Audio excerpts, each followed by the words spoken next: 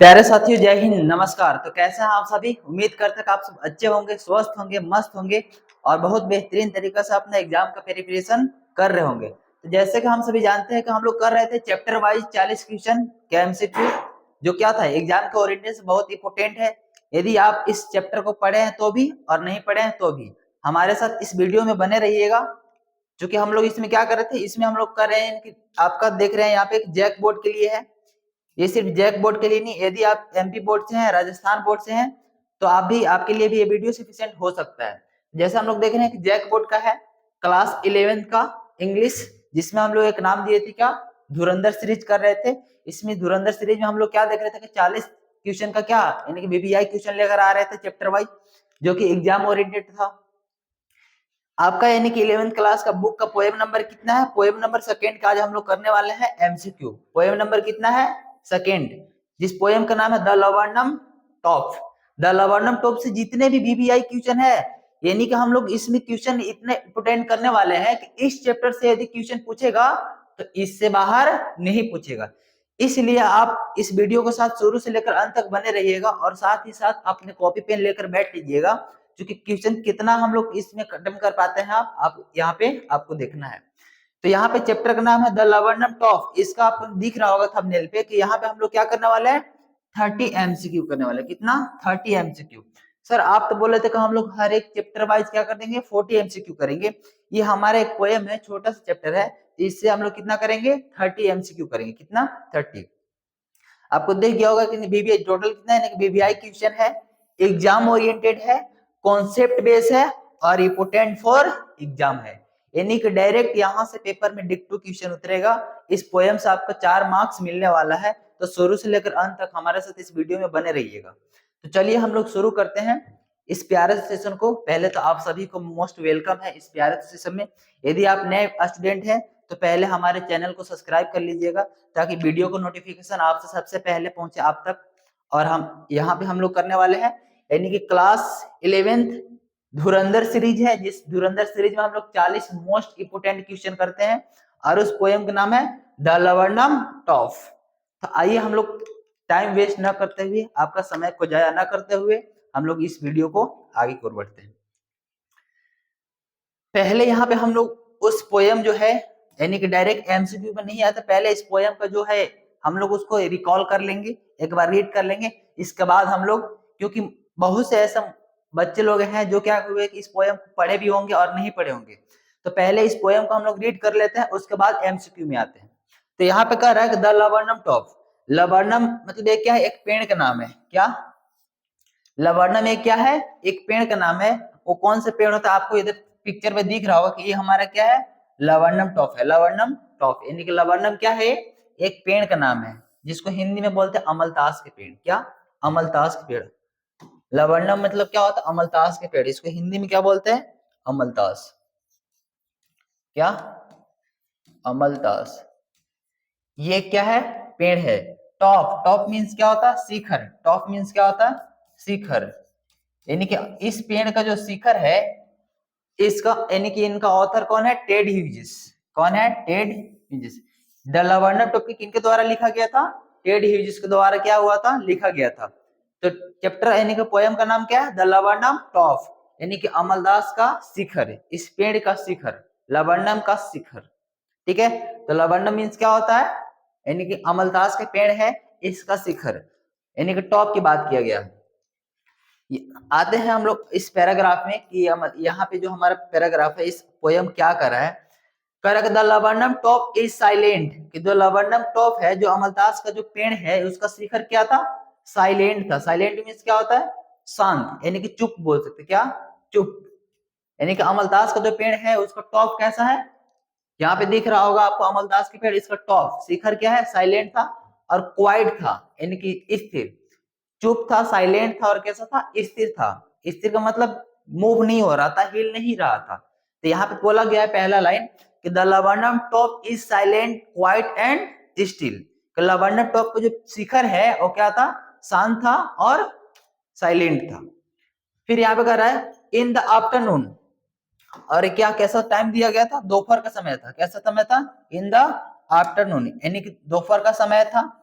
Yellow, सितंबर, yellow सितंबर यानी कि कैसा, येलो सितंबर के रिफर के यहाँ से एक ब्राइट सनलाइट से यानी कि सूर्योदय से, यानी कि जो चमकीला धूप होता है ना, उससे रिफर किया गया। तो यहाँ पे बोला गया है कि लावण्य टॉप साइलेंट था, क्वाइट था, स्टिल था। आफ्टरनून यानी कि आफ्टरनून के समय था येलो यानी कि पीलापन पड़ रहा था। और कौन सा महीना था, सितंबर का। कौन सा महीना था, सितंबर में। आप लोग नोटिस कीजिएगा कि सितंबर का जो महीना होता है काफी क्या होता है, उसमें तेज धूप होते हैं, यानी कि उसका क्या बोला गया, ब्राइट सनलाइट। ठीक है, तो क्या होता है, येलोइंग सितंबर होता है। और सनलाइट, सनलाइट का मतलब होता है यहाँ पे तेजी धूप से रिफर किया है, किसका, तेज धूप को क्या बोला गया है, सनलाइट। तो कह रहा है the laburnum top is silent, quiet और स्टिल। जो लवर्नम टॉप का जो शिखर था वो शांत था, चुप था और स्थिर था, हिल नहीं रहा था। दोपहर के महीना था येलो, यानी कि उसका येलो सितंबर था। येलो सितंबर का हम लोग क्या बोलेंगे, सनलाइट। क्या था, तेजी धूप था। अ फ्यू लीव्स, यहाँ पे क्या होगा, फ्यू लीव्स यानी कि जो कुछ पत्तियां हैं, लीव्स मतलब क्या होता है, पत्तियां, यानी कि जो पेड़ के जो पत्ते होते हैं ना, फ्यू लीव्स येलोइंग, कुछ जो येलोइंग मतलब क्या होता है, पीला पड़ना। क्या, पीला पड़ना। कह रहा कि यहाँ पे कुछ पत्ती जो है क्या कर रहा था, पीला पड़ रहा था। ऑल सीड्स यानी कि सारे के सारे जो बीज थे, सारे के सारे क्या थे, बीज थे, फॉलन, वो क्या हो गया था, गिर गया था। क्या हो गया था, गिर गया था। तो यहाँ पे कह रहा है कि यानी कि ऑल अ फ्यू लीव्स यानी कि कुछ पत्तियां क्या पड़ रहे थे, येलोइंग पड़ रहे थे। ऑल सीड्स फॉलन, कि सारे के सारे बीज क्या हो गया था, गिर गया था। आई होप कि आपको समझ में आ गया होगा स्टेंजा नंबर 1। तो यहाँ पे क्या कर रहा था, the laburnum top is silent. Laburnum top क्या है, साइलेंट है, क्वाइट है, स्थिर है, वो मूव नहीं हो रहा था। इन द आफ्टरनून, और कौन सा टाइम था, आफ्टरनून के समय था। येलो सितंबर, और कैसा, कौन सा मंथ था, सितंबर का महीना था। सनलाइट, काफी तेज धूप हो रहे थे। ऑफ फ्यू लीव्स, कुछ पत्तियां जो है क्या हो रहा था, येलोइंग यानी कि पीला पड़ रहा था। ऑल सीड यानी कि जितने के जितने सारे बीज थे वो क्या हो गए थे, गिर गए थे। टिल, वो तब तक साइलेंट था, ऐसा बोला गया है कि जो पेड़ था यानी कि लबनम टॉप है वो क्या था, साइलेंट था, वो तब तक साइलेंट था। द गोल्ड फिंच कम, कि वहां पे गोल्ड फिंच नहीं आता। गोल्ड फिंच क्या है, ये एक बर्ड है, एक चिड़िया का नाम है, जो आपको इधर पिक्चर में दिख रहा होगा कि यहाँ पे क्या है, गोल्ड फिंच है, इसका नाम है गोल्ड फिंच। तो यहाँ पे बोला गया को पेड़ तब तक साइलेंट था जब तक कि गोल्ड फिंच चिड़िया वहां पे आती नहीं है। विद द ट्विचिंग चिरपिंग, और वो आती है कैसे, ट्विचिंग, ट्विचिंग मतलब क्या होता है, खींचना, और चिरपिंग मतलब चहचहाते हुए। यानी गोल्ड फिश उस लवर्नम टॉप में कैसे आती है, चहचहाते हुए आती है। आगे हम लोग पढ़ते हैं, यानी कि चहचहाते हुए आती है। और असडन, क्या, सडन, और अचानक से क्या होता है, अचानक आती है स्टारमेंट। जैसे ही गोल्ड फिश उस लवर्नम टॉप में आकर बैठती है तो अचानक से क्या होता है, एक स्टालमेंट होता है, एक हलचल होता है। क्या होता है, स्टालमेंट होता है, एक हलचल होता है। एट ब्रांच एंड, और वो कहाँ बैठती है, ब्रांच यानी कि पेड़ का जो ब्रांच है उस शाखा में आकर क्या करती है, बैठती है। तो यहाँ पे दिख रहा होगा गोल्ड फिश आकर कहाँ बैठती है, ब्रांच एंड, इसको क्या बोलता है, ब्रांच, यानी कि पेड़ की जो शाखा है तो उस पर आकर बैठती है। तो अचानक से क्या होता है, द लवर्नम टॉप में हलचल होता है। और उसके बाद कह रहा है कि देन सिलिक, और वो कैसे जाती है, सिलिक मतलब अंदर जाती है, लिजार्ड के जैसा। एक लिजार्ड मीन्स क्या होता है, छिपकली, तो छिपकली के जैसा कहाँ जाती है, अंदर जाती है। अलर्ट यानी कि सावधान रहती है, और एब्रप्ट और तेजी से जाती है। बोला गया है कि जो लवर्नम टॉप है यानी कि जो गोल्ड फिंच है वो पेड़ के क्या यानी कि ब्रांच पे आकर बैठती है, और सिल्क यानी कि अंदर जाती है छिपकली की तरह, और सावधान होकर तेजी से। फिर आगे बोल रहा है यहाँ पे किसी इंटर, वो क्या करती है, यानी कि गोल्ड फिंच क्या करती है, इंटर करती है, यानी कि प्रवेश करती है। द थिकनेस, थिकनेस मतलब क्या होता है, उस घनापन पे, यानी कि पेड़ के ब्रांच पे आकर बैठती है, और फिर कहाँ जाती है, थिकनेस की ओर, यानी कि घनापन की ओर। एंड मशीन स्टार्टअप, और जैसे ही वो अंदर जाती है तो एक कैसा होता है, मशीन स्टार्ट हो जाता है, एक मशीन शुरू हो जाता है। अब यहाँ कौन सा मशीन शुरू होता है, कि जैसे ही गोल्ड फिंच आकर बैठती है और उसके बाद अंदर जाती है तो ये जैसा लगता है कि एक मशीन शुरू हो गया। कौन सा मशीन, यहाँ पे नोटिस कीजिएगा कौन सा मशीन, जैसे ही गोल्ड फिश जाती है तो कौन सा मशीन शुरू होता है, यहाँ पे चिटरिंग का, चहचहाने का, ट्रेमर ऑफ विंग्स पंख फड़फड़ाने का, एंड ट्रिलिंग्स शोर करने का। करेक्ट, द होल ट्री, और पूरे के पूरे ट्री क्या होता है, ट्रेमरस, वो कांपने लगता है, थ्रिल्स करने लगता है, हिलने लगता है। जैसे ही गोल्ड फिंच आकर ब्रांच पे बैठती है उसके बाद वो घनापन अंदर जाती है तो एक मशीन से शुरू हो जाता है पंख फड़फड़ाने का, और क्या करने का, चिचिहाने का। और उसके बाद क्या होता है, पूरा का पूरा पेड़ क्या होने लगता है, ट्रेमर्स होने लगता है, हिलने लगता है। In this engine of her family. अब ऐसा बोला गया कि जब पेड़ हिलता है तो ऐसा लगता है कि ये उसका फैमिली का इंजन है, उसका फैमिली का मशीन है। सी स्टॉक इट फुल, और उसके बाद वो निकलती है, then flood out the branch and, और फिर उस घनापन से कहा निकालती है, ब्रांच ब्रांच का एंड की ओर, यानी कि ब्रांच के बाहर निकालती है। शोविंग हर बर्ड फेस, और वो कैसा दिखाती है, अपने बर्ड फेस को दिखाती है, आइडेंटिटी मास। उसके बाद ब्रांच की अंत में निकलती है और अपना कैसे दिखाते हैं, बर्ड फेस। बर्ड फेस का मतलब होता है धोरीदार चेहरा जिसमें लाइनें होते हैं, वो दिखाती है अपना मुंह को दिखाती है, अपने पहचान को दिखाती है। देन विथ इरिस डेलीगेट विस्टिल, और उसके बाद कैसा, एक नाजुक से सीटी बजाती है, कैसा, नाजुक से सीटी बजाती है, विस्टल। विस्टल मतलब क्या होता है, यानी कि जो सीटी बजाती है ना, ओ, तो विस्टल मतलब नाजुक से सीटी बजाती है, क्या, चहचहाने का, और विस्परिंग मतलब फुसफुसाने का। जैसे वो, यानी कि लवर्नम टॉप से बाहर आती है तो क्या करती है, एक मधुर सी सीटी बजाती है, और उसके बाद चहचहाने का भी और फुसफुसाने का भी आवाज निकलता है। सी लंच अवे, उसके बाद वो कहाँ चले जाती है, दूर चले जाती है। लंच अवे मतलब स्काई की ओर, अनंत की ओर, टुवर्ड ही इनफाइनाइट, और कहाँ चल जाती है, इनफाइनाइट तक चल जाती है, मतलब आकाश की ओर चल जाती है। आई होप कि आपको समझ में आ गया होगा इस पोयम क्या कर रहा था, द लवर्नम टॉप क्या कह रहा था। इसमें कहा गया है, एक बार हम इसको रिकॉल कर देते हैं, द लवर्नम टॉप क्या कह रहा है यहाँ पे। लवर्नम टॉप जो है, यानी कि लवर्नम टॉप एक क्या है, एक पेड़ का नाम है, एक ट्री का नाम है। किसका, पेड़ का नाम है, एक ट्री का नाम है। तो यहाँ पे कह रहा था आपका लवर्नम टॉप, कि लवर्नम टॉप क्या है, एक पेड़ का नाम है। लवर्नम टॉप क्या था, यानी कि बोला गया कि द लवर्नम टॉप पेड़ है, वो पहले क्या था, साइलेंट था, स्थिर था और चुप था, हिल डुल नहीं रहता। जैसे भी वहां, और कैसा महीना था, यानी कि सितंबर का मंथ था, सनलाइट हो रहे थे, काफी तेज धूप हो रहे थे, और वो तब तक था जब तक कि गोल्ड फिंच आ नहीं जाती। यानी कि गोल्ड फिंच क्या है, एक बर्ड है। जैसे ही गोल्ड फिंच आती है, उस लवर्नम टॉप के ब्रांच पे बैठती है, तो अचानक से पेड़ में क्या होता है, स्टालमिन होता है, हलचल होता है, वो हिलने लगता है।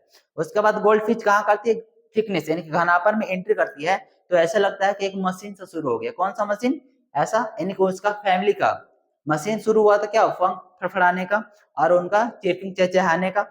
जैसे वो इंटर करती है, कैसे इंटर करती है, यानी कि यहाँ पे आपसे पूछेगा गोल्ड फिंच का कंपेयर किससे किया गया था, लिजार्ड से, यानी कि छिपकली से कंपेयर किया गया था। गोल्ड फिंच का कंपेयर किससे किया गया था, छिपकली से किया गया था। लिजार्ड से उसका कंपेयर किया गया था, कि लिजार्ड यानी छिपकली की तरह क्या किया था, वो अंदर गई थी, क्योंकि छिपकली क्या होता है, अलर्ट होते हैं, सावधान होते हैं। उसके बाद वो ब्रांच के बाहर निकलती है और कहाँ चले जाती है, स्काई की ओर चलती है, इनफाइनाइट की ओर चली जाती है। आई होप कि आपको पोएम समझ में आ गया होगा। अब इस पोएम से हम लोग जितने भी एमसीक्यू बनेगा अब हम लोग करने वाले हैं। तो आइए हमारे साथ इस वीडियो में, कि हम लोग पोएम क्या, पूरे पोएम एक बार हम लोग पढ़ लिए, अब इसमें सर क्वेश्चन किस टाइप से पूछेगा। अब आइए हम लोग एमसीक्यू करते हैं। तो यहाँ पे लिखा हुआ है कुछ, नोटिस कीजिएगा, कि मेहनत का फल और समस्या का हल रब देगा। मेहनत का फल और समस्या का हल रब देगा, ये मत सोचो कि कब देगा, जब देगा सब देगा। यहाँ पे कह रहा है, एक बार फिर से पढ़ लेते हैं, कि मेहनत का फल और समस्या का हल रब देगा। मेहनत का फल और समस्या का हल रब देगा, ये मत सोचो कि कब देगा, जब देगा सब देगा। बस मेहनत करते रहिए मेरे दोस्त, सब कुछ मिलेगा। आइए हम लोग करते हैं एमसीक्यू, इस चैप्टर से एमसीक्यू कैसे पढ़ेगा। यहाँ पे दिख रहा होगा आपको, यानी कि सीरियल नंबर में नोटिस मत कीजिएगा, जो हमारा क्वेश्चन है उस क्वेश्चन में सीरियल नंबर थोड़ा सा टाइपिंग मिस्टेक हो गया है, क्योंकि नंबरिंग ऑफ क्वेश्चन क्या है, यानी कि 41 से दिया हुआ है, जो कि 1 2 से होना चाहिए। तो आप देख रहे हो कि इस पोएम से जिस टाइप से क्वेश्चन पूछेगा, हम लोग वीवीआई क्वेश्चन करने वाले हैं। तो क्वेश्चन नंबर फर्स्ट आपसे ये कर रहा है कि how has the poet describe the laburnum tree, कि जो पोइट है, हमारे जो कवि है, उस लवर्नम ट्री को डिस्क्राइब कैसे किए हैं। फिर कह रहा है top in the beginning of poem, इस पोएम का शुरुआत में।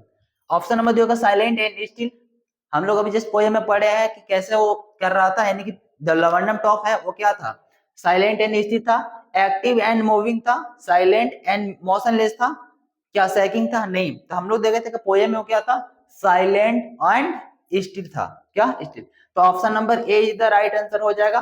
को लवर्नम टॉप कैसा था, साइलेंट था और स्थिर था। आगे हम लोग बढ़ते हैं क्वेश्चन नंबर सेकंड की ओर। क्वेश्चन नंबर सेकंड आपसे कह रहा है कि the month that has been mention in the poem, इस पोएम में कौन सा महीना का मेंशन किया गया था, दिया गया था। इस पोएम अभी जस्ट हम लोग देखे कि कैसा था, सनलाइट था, येलो सितंबर था, कैसा था, सनलाइट था और येलो सितंबर था। तो कौन सा महीना का दिया गया था, सितंबर मंथ का। कौन सा महीना? सितंबर मंथ। तो ऑप्शन नंबर क्या? दिसंबर का दिया गया था? नहीं। अक्टूबर का दिया गया था? नहीं। नवंबर का दिया गया था? नहीं। क्या दिया गया था? सितंबर का। सी इज द राइट आंसर। यदि वीडियो आपको पसंद आए तो प्लीज कमेंट बॉक्स में जरूर बताइएगा कि कैसा लगा आपको। पहले हम लोग क्या पोएम पढ़े, उसके बाद एमसीक्यू कर रहे हैं। और यदि समझ में आया होगा, आपको अच्छा लग रहा होगा, तो अपने दोस्तों के साथ भी शेयर जरूर कीजिएगा। और हमारे चैनल को सब्सक्राइब कर लीजिएगा ताकि आपको वीडियो को नोटिफिकेशन सबसे पहले आप तक पहुंचे। आगे बढ़ते हैं हम लोग। Question number third. Question number third आपसे कर रहा है कि व्हाट हैज हैपेंड, क्या हुआ था, टू द लिव्स, पत्तियों का। यानी कि लिव्स मतलब क्या होता है? पत्तियों, यानी कि जो पेड़ का जो पत्ती होता है ना, पत्ता जिसको हम लोग बोलते हैं। Correct. What has happened to the leaves, पत्तियों को क्या हुआ था? दे आर येलोइंग, वो पीला पड़ रहे थे। दे हैव फॉलन, वो गिर गए थे। दे आर ग्रीन, वो हरा हो गए थे। दे हैव ड्राइड, वो सूख गए थे। तो क्या हो रहे थे? हम लोग देख रहे थे कि जैसे सनलाइट का महीना था और सारे के सारे पत्ती क्या हो गए थे? येलोइंग पड़ रहे थे, पीलापन पड़ रहे थे। ऑप्शन नंबर क्या हो जाएगा? They are yellowing. Option number A is the right answer. Option number A is the right answer. आगे हम लोग बढ़ते हैं क्वेश्चन नंबर 4 की ओर। क्वेश्चन नंबर 4 में कह रहा है the bird that fly to the tree, जो बर्ड है यानी कि जो पंछी है, वो क्या हुआ था? कौन सा पंछी उड़कर आई थी पेड़ में? लवर्नम टॉप में कौन सा बर्ड फ्लाई होकर उड़कर आकर बैठी थी, आपको ये बताना है। तो अस्पैरो, अस्पैरो आकर बैठी थी? नहीं। हॉर्नबिल? नहीं। पिंगुइन? नहीं। तो क्या नाम था उसका? गोल्डफिंच। क्या नाम था? गोल्डफिंच। यानी कि लवर्नम टॉप में आकर कौन सा पंछी बैठी थी? Goldfinch. D is the right answer. आगे हम लोग पढ़ते हैं क्वेश्चन नंबर 5 की ओर। क्वेश्चन नंबर 5 आपको कह रहा है, पहले आपको सारा क्वेश्चन यानी कि जितने भी मोस्ट इंपोर्टेंट क्वेश्चन इस चैप्टर से पूछेगा वो सारा क्वेश्चन हम लोग कर रहे हैं। तो शुरू से लेकर अंत तक हमारे साथ इस वीडियो में आपको क्या करना है? बने रहना। क्वेश्चन नंबर 5 आपसे कह रहा है कि how does the goldfinch come to the tree, कि जो गोल्ड फिंच पंछी है वो लवर्नम टॉप में कैसे आई थी? यहाँ पर जो गोल्ड फिंच जो पंछी है हमारी, यानी कि गोल्ड फिंच पंछी है, वो पेड़ में कैसे आई थी?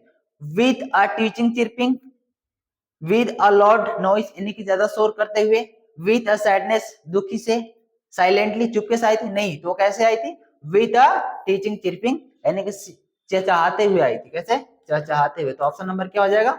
ए इज द राइट आंसर। आगे कह रहा है कि the time of the day describe in the poem, इस पोयम में कौन सा टाइम को डिस्क्राइब किया गया था? कौन सा यानी कि टाइम को रिफर किया गया था? क्या दिया हुआ था? तो हम लोग देखे थे कि लवर्नम टॉप में कौन सा टाइम दिया हुआ था? आफ्टरनून। कौन सा? आफ्टरनून। तो यहाँ पे कह रहा है कि इवनिंग, इवनिंग दिया हुआ था? नहीं। मॉर्निंग दिया हुआ था? नहीं। नाइट दिया हुआ था? नाइट को तो जिक्र नहीं किया गया था। ऑप्शन नंबर क्या हो जाएगा? B is the right answer. तो कौन सा टाइम था? आफ्टरनून का समय था, सनलाइट हो रहे थे, पतिया क्या हो रहा था? येलोइंग हो रहे थे, पीलापन पड़ रहे थे। आगे हम लोग बढ़ते हैं। क्वेश्चन नंबर 7 कह रहा है आपका, टाइपिंग नंबर या मिस्टेक हो गया है जो कि 47 आपको दिख रहा होगा, तो नोटिस कीजिएगा यहाँ पे क्वेश्चन पे।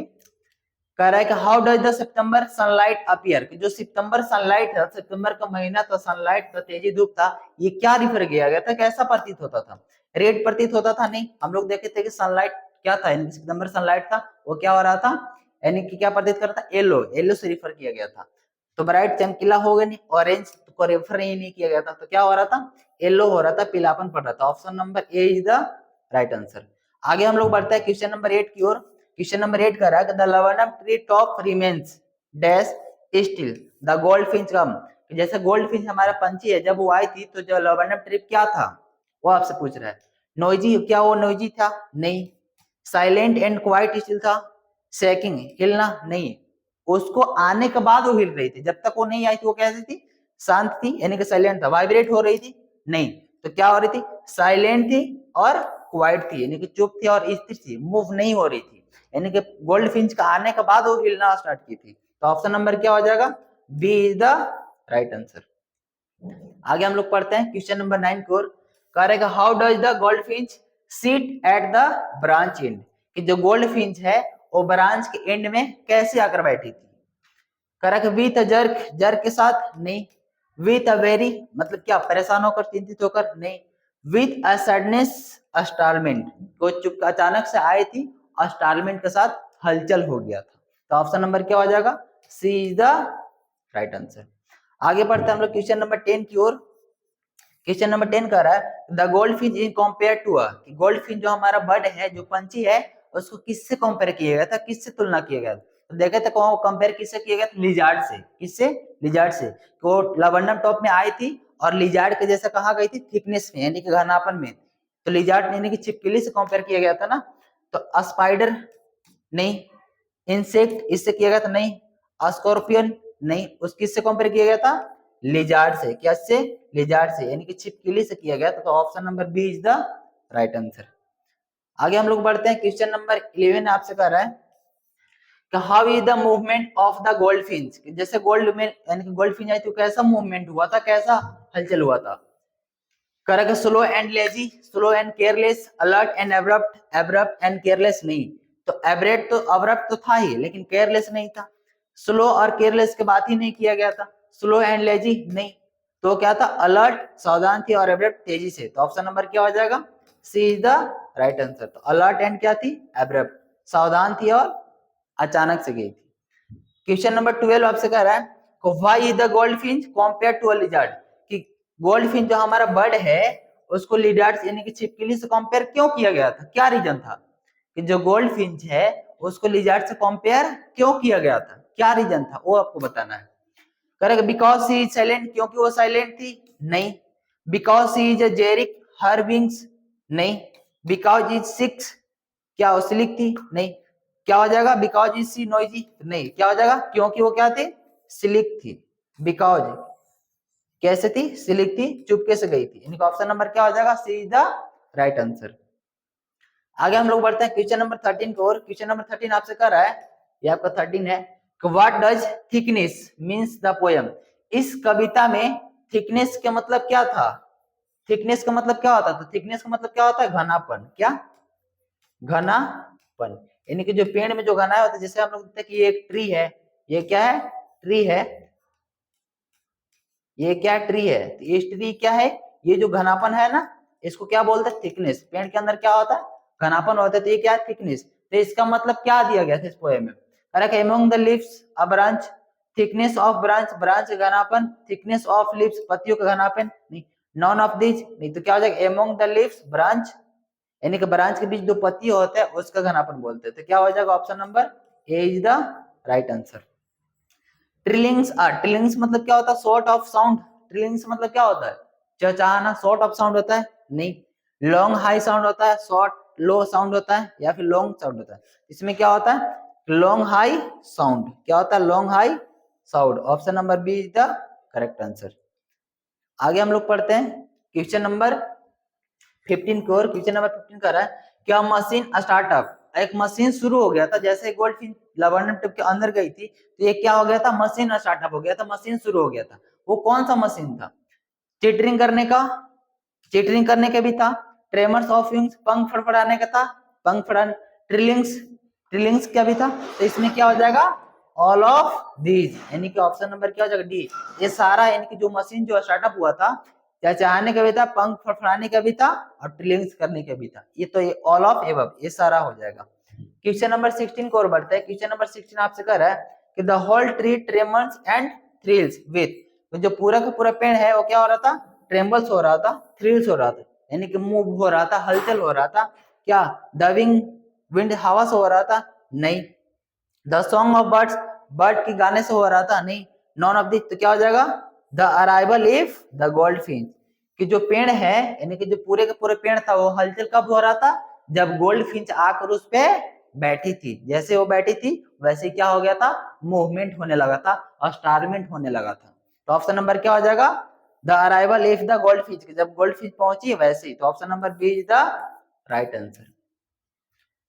आगे हम लोग पढ़ते क्वेश्चन नंबर 17 को। और correct, it is the engine of her family, it her stand for, कि यहाँ पे दिया गया था it is the engine of her family, कि ये जो मशीन है उसका फैमिली का है, उसका परिवार का है। इसका मतलब क्या था? The goldfinch, goldfinch था। द विंड, क्या हवाई का बोला गया था? लिजार्ड था? नहीं। The laburnum tree? नहीं। तो ये क्या था? Goldfinch. वो क्या है? Goldfinch. तो ऑप्शन नंबर क्या हो जाएगा? A is the right answer. आगे हम लोग पढ़ते हैं क्वेश्चन नंबर 80 को। और क्वेश्चन नंबर 18 का रहा है हमारे पे, what is the identity sign of the gold Finch, कि जो गोल्ड फिंच जो बर्ड था, जो पंछी था, उसका पहचान क्या था? आइडेंटिटी क्या था? उसका साइन क्या था? तो हमने देखा था कि गोल्ड फिंच जो उसके फेस पे क्या हो रहा था, बर्ड फेस था, यानी कि ब्लैक कलर का क्या था, पट्टी लगा हुआ था, यानी कि लाइन। तो हर विंग्स उसका पंख था। क्या गोल्ड फिंच का पहचान आइडेंटिटी उसका पंख था? नहीं, ये गलत है। Her bird fish the colour of her feather, उसका पंख का कलर था, उसका पंख का कलर से नहीं, वो तो जो हमारा लवर्ना टॉप है उसका पंख कलर दोनों सेम था, तो उससे तो पहचान हो ही नहीं था। हर आइस उसका आंख था नहीं, तो क्या हो जाएगा, हर बर्ड फेस उसका जो डोरीदार था, उसके फेस पे जो लाइन आया था ब्लैक कलर का, वो था। तो ऑप्शन नंबर क्या हो जाएगा, B is the right answer. Option number B is the right answer. आगे हम लोग पढ़ते हैं क्वेश्चन नंबर 19 की ओर। कह रहा है bird face means, bird face means का मतलब क्या होता है, बर्ड फेस मतलब होता है डोरीदार, यानी कि जो क्या होता है फेस पे जो लाइन आता था ना, यानी कि पट्टी, उसको। तो इसका मतलब डार्क फेस बोला गया था नहीं, कवर्ड बाय लिप्स, पत्तियों को कवर किया गया था नहीं, फेस हैविंग स्ट्रिप या कवर्ड हेयर। तो ऑप्शन नंबर क्या हो जाएगा, सी द करेक्ट। जो फेस के ऊपर क्या होता है, एक ब्लैक कलर का लाइन उसमें दिया हुआ था, उससे उसका पहचान था। तो ऑप्शन नंबर क्या हो जाएगा, सी इज द करेक्ट आंसर। कह रहा है कि आज क्वेश्चन नंबर लास्ट तुम्हारा आपका कह रहा है कि व्हाट इज द फ्रेज, इस फ्रेज का क्या मतलब क्या था, the word face identity mass means कि the word face identity mass, इसका मतलब क्या था ये आपको बताना। हर फेस इज कलर, उसका फेस कलर किया था नहीं, bird strip face has become her identity and her symbol of recognise. तो इसका मतलब क्या था कि बर्ड का जो पंख है, यानी कि जो स्ट्रिप फेस है जिसमें लाइनें हुआ था, वो क्या था, उसका पहचान था, उसका सिंबल था, उस पंछी को पहचानने का क्या था, वो सिंबल था, यानी कि आइडेंटिटी था। तो ऑप्शन नंबर क्या हो जाएगा, B is the right answer. क्या हो जाएगा, B is the right answer. बाकी आपका जितने भी इंपोर्टेंट एमसीक्यू था वो सारा कवर हो चुका है। तो इसके बाद हम लोग यहाँ पे लिखा हुआ है वन शॉट क्वेश्चन। तो ये आपको क्या करना है, ये आपको खुद से लर्न करना है। इसमें क्वेश्चन आंसर आपको क्या कर रहा है, यानी कि दिख रहा होगा। तो इस चैप्टर के पहले हम लोग क्या पढ़े, इस चैप्टर का समरी किए, उसके बाद सारा एमसीक्यू, और उसके बाद यहाँ पे आपको शॉर्ट आंसर भी दिया हुआ है। तो इसको आपको क्या करना है, ये आपका होमवर्क पे है, ये आपका क्या है, होमवर्क है। तो इसको आपको नोट्स कर लेना है। ये आपको क्लियर नहीं दिख रहा होगा तो आप टेलीग्राम में जाकर वहां पर सर्च कीजिएगा English by Sonu sir, English by Sonu sir, वहां पे आपको मिल जाएगा इसका PDF, English by Sonu sir. ये आपका टेलीग्राम है। इस क्लास का पीडीएफ आपको कहाँ मिलेगा, टेलीग्राम में, इंग्लिश बाय सोनू सर। तो इसको आपको लिख लेना है, सारा नोट्स कर लेना है, और इसको आप क्या कर लीजिएगा, लर्न कीजिएगा। और उसके बाद इस जिसने हमने एमसीक्यू किया सबको आपको क्या करना है, रिवाइज करना है। तो हम लोग देख लिए कि इस लवर्नर टॉप जो हमारा पोएम था, इससे जितने भी बीबीआई क्वेश्चन था इंपोर्टेंट, वो सब हम लोग कर लिए। तो फिर हम लोग वीडियो यहीं तक एंड करते हैं, मिलते हैं अगले वीडियो में। आज के लिए बाय बाय, जय हिंद, जय भारत। इसको आपको रिवीजन भी कर लेना है। चलिए मिलते हैं नेक्स्ट वीडियो में, बाय बाय, टेक केयर।